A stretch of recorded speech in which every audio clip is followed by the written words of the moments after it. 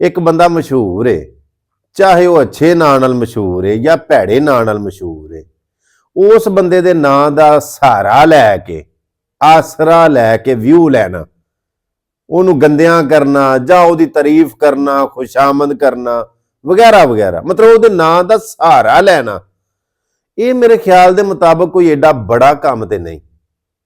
ਇਹਨੂੰ ਇੰਜ ਕਹਿ ਲਓ ਕਿ ਕਿਸੇ ਦੇ ਮੋਢਿਆਂ ਤੇ ਚੜ ਕੇ ਖਲੋ ਕੇ ਤੇ ਆਪਣਾ ਕੱਦ ਉੱਚਾ ਕਰਨਾ, ਇੰਜ ਹੀ ਹੈ ਨਾ।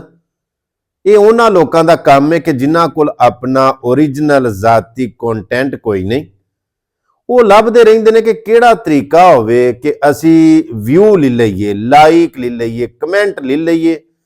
ਕਿਸੇ ਵੀ ਮਸ਼ਹੂਰ ਬੰਦੇ ਦੀ ਕੋਈ ਗੱਲ, ਕੋਈ ਅੱਛੀ ਕੋਈ ਬੁਰੀ, ਕੋਈ ਉਹਦਾ ਵੀਕ ਪੁਆਇੰਟ ਜਾਂ ਉਹਦੀ ਕੋਈ ਅੱਛੀ ਗੱਲ ਦੇ ਵਿੱਚੋਂ ਹੀ ਕੋਈ ਗੱਲ ਕੱਢ ਕੇ ਨਾ ਤੇ ਸਾਡੇ ਵਿਊ ਮਿਲਣ, ਅਸੀਂ ਕੋਈ ਵੀਡੀਓ ਬਣਾਈਏ, ਕੋਈ ਗੱਲ ਕਰੀਏ।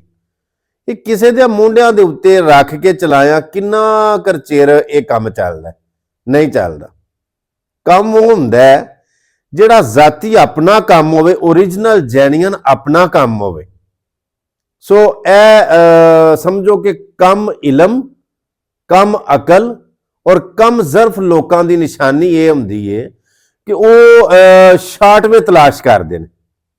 ਇਹ ਪਿਛਲਿਆਂ ਦਿਨਾਂ ਦੇ ਵਿੱਚ ਤੁਹਾਨੂੰ ਪਤਾ ਕੁਝ ਟ੍ਰੈਂਡ ਚੱਲੇ ਸਨ ਤੇ ਮੈਂ ਬਿਲਕੁਲ ਉਹਨਾਂ ਟ੍ਰੈਂਡ ਦੇ ਉੱਤੇ ਕੰਮ ਨਹੀਂ ਕੀਤਾ, ਨਹੀਂ ਵਰਕ ਕੀਤਾ।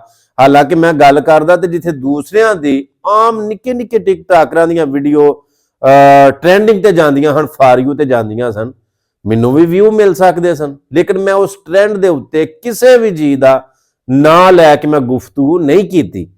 ਹਾਲਾਂਕਿ 2 ਦਿਨ ਪਹਿਲਾਂ ਮੈਂ ਉਸੇ ਮੌਜੂ ਦੇ ਉੱਤੇ ਗੱਲ ਕਰ ਚੁੱਕਿਆ, ਮੇਰੀ ਇਹ ਵੀਡੀਓ 2 ਦਿਨ ਪਹਿਲਾਂ ਤੁਸੀਂ ਵੇਖੋ ਨਾ, ਮੈਂ ਨਾਂ ਨਹੀਂ ਲਿਆ ਲੇਕਿਨ ਮੈਂ ਗੱਲ ਸਾਰੀ ਕਰ ਗਿਆ ਉਸ ਟ੍ਰੈਂਡ ਦੇ ਉੱਤੇ।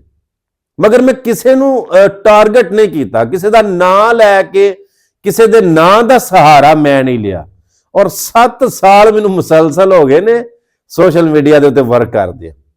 7 ਸਾਲਾਂ ਦੇ ਵਿੱਚ ਮੈਂ ਕਿਸੇ ਦਾ ਨਾਂ ਦਾ ਸਹਾਰਾ ਲੈ ਕੇ ਵਿਊ ਹਾਸਲ ਨਹੀਂ ਕੀਤੇ, ਯਾਨੀ ਕਿਸੇ ਦੇ ਮੁੰਡਿਆਂ ਤੇ ਰੱਖ ਕੇ ਮੈਂ ਨਹੀਂ ਚਲਾਈ। ਸੋ ਜਿੰਨੇ ਸਾਡੇ ਵੇਖਣ ਵਾਲੇ ਨੌਜਵਾਨ ਨੇ, ਨਵੇਂ ਟਿਕਟਾਕ, YouTube, Facebook ਦੇ ਉੱਤੇ ਆਏ ਨੇ, ਕੱਚੇ ਟਿਕਟਾਕਰ ਯੂਟਿਊਬਰਾਂ ਨੂੰ, ਸਟਾਰਾਂ ਨੂੰ ਆਖਾਂਗਾ, ਵੇਖੋ ਤੁਸੀਂ ਜ਼ਰੂਰ ਅੱਗੇ ਆਓ। ਸੋਸ਼ਲ ਮੀਡੀਆ ਮੇਰਾ ਨਹੀਂ ਔਰ ਨਾ ਮੈਂ ਕਿਸੇ ਕੋਲੋਂ ਖੋਤਾ ਹੈ। ਇਹ ਸੋਸ਼ਲ ਮੀਡੀਆ ਸਾਂਝਾ ਹੈ, ਜਿਹੜਾ ਵਰਕ ਕਰੇਗਾ, ਜਿਹੜਾ ਕੰਮ ਕਰੇਗਾ ਉਹ ਅੱਗੇ ਆਏਗਾ। ਲੇਕਿਨ ਜ਼ਿਆਦਾ ਦੇਰ ਤੱਕ ਉਹ ਲੋਕ ਚੱਲਣਗੇ ਜਿਹੜਾ ਜ਼ਾਤੀ ਆਪਣਾ ਕੰਟੈਂਟ ਓਰੀਜਨਲ ਲੈ ਕੇ ਆਉਣਗੇ, ਜਿਹੜੇ ਇਸ ਤਰ੍ਹਾਂ ਸ਼ਾਰਟਵੇ ਤਲਾਸ਼ ਕਰਕੇ, ਇਸ ਤਰ੍ਹਾਂ ਦੇ ਛਛੋਰੇਪਨ ਔਰ ਭੈੜੀਆਂ ਹਰਕਤਾਂ ਕਹਿ ਲਓ, ਇਹਨਾਂ ਨੂੰ ਕੱਚੀਆਂ ਹਰਕਤਾਂ ਕਹਿ ਲਓ, ਬੱਚਿਆਂ ਵਾਲੀਆਂ ਹਰਕਤਾਂ ਕਹਿ ਲਓ, ਜਿਹੜੇ ਇਸ ਤਰ੍ਹਾਂ ਦਾ ਕੰਟੈਂਟ ਲੈ ਕੇ ਕਿਸੇ ਦੇ ਨਾਂ ਦਾ ਸਹਾਰਾ ਲੈ ਕੇ ਅੱਗੇ ਆਉਣਗੇ, ਉਹ ਜ਼ਿਆਦਾ ਦੇਰ ਤੱਕ ਨਹੀਂ ਚੱਲਣਗੇ।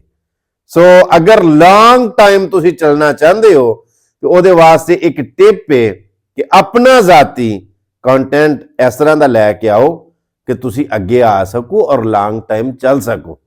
ਜੇ ਗੱਲ ਚੰਗੀ ਲੱਗੀ ਹੋਵੇ, ਸਮਝ ਆ ਗਈ ਹੋਵੇ ਤੇ ਸ਼ੇਅਰ ਲਾਜ਼ਮੀ ਕਰ ਛੜੇ। ਮਿਲਨੇ ਇੱਕ ਨਵੀਂ ਵੀਡੀਓ ਦੇ ਨਾਲ।